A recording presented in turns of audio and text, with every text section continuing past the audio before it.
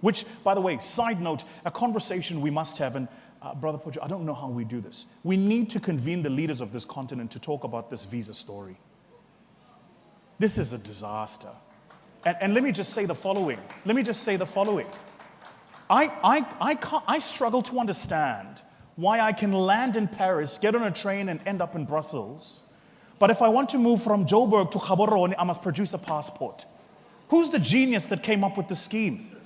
The Scramble for Africa began with the Berlin Conference in 1884 and ended by the early 20th century. During this period, European colonizers partitioned Africa into spheres of influence, colonies, and various segments. They partitioned land from European capitals, with limited knowledge of the geography, history, and ethnic composition of Africa. In many African countries, a significant portion of their population belongs to groups split by colonial partitions. During the onset of colonization, European powers preferentially dealt with African local leaders and chieftaincies. Following artificial border designs, African communities could not move freely in their daily activities and nomadic practices, which inflicted economic hardship and social inconvenience. Changing the lifestyle and structural systems of African communities negatively affected their traditional life, administrative structures, and economic well-being. This deprived African borderland communities of economic opportunity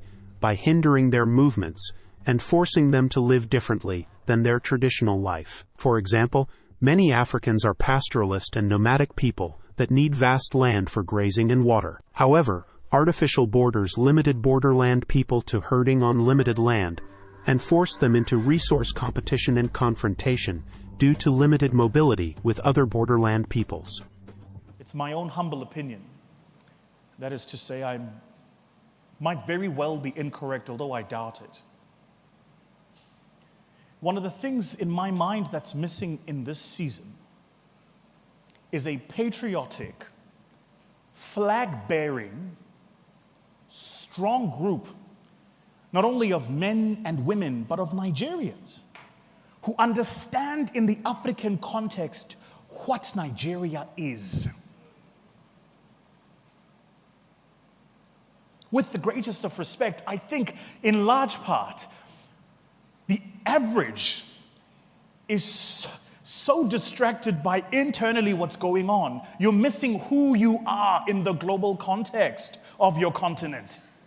You're too worried about what's being said, or who's japaying, or who won the elections, or what's next, without thinking consciously about what you could do as an economy if Nigeria decided we're going to set the path for the rest of the region. As a consequence of this, absent of leadership, what happens? Everything that we have been seeing. And so the question for this moment, for each and every single one of us, is will we be the courageous men and women who recognize the season we are in? I'm not sure how many of us have traveled to my country of South Africa. Any of you here? Hands up.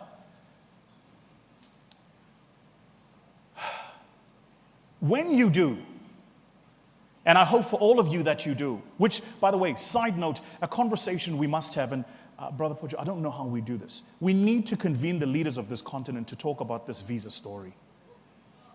This is a disaster. And let me just say the following. I struggle to understand why I can land in Paris, get on a train, and end up in Brussels. But if I want to move from Joburg to Gaborone, I must produce a passport. Who's the genius that came up with the scheme? You know, the Europeans are so quick to tell us that we can't bundle ourselves into a single block, but they've done it. When you publish this, you must just leave that part out, because I'm busy raising money from them, you know, I don't know.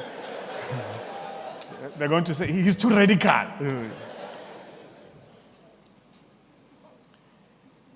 And so, even in my own native land of South Africa, the work as South Africans we must do is to conscientize each other about the continent. In my mind, and I was listening to your comments, ma'am, about the youth service, I'm seized to understand and failing to understand why we are not deliberately sending young people into other parts of the continent. Experience the culture, live with the people.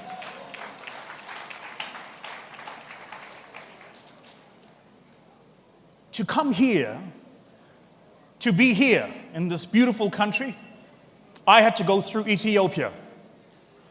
From Ethiopia, I was in Zambia. So I went South Africa, Zambia, Ethiopia, Nigeria. Between now and December, I'm going to be in about 8 different African countries.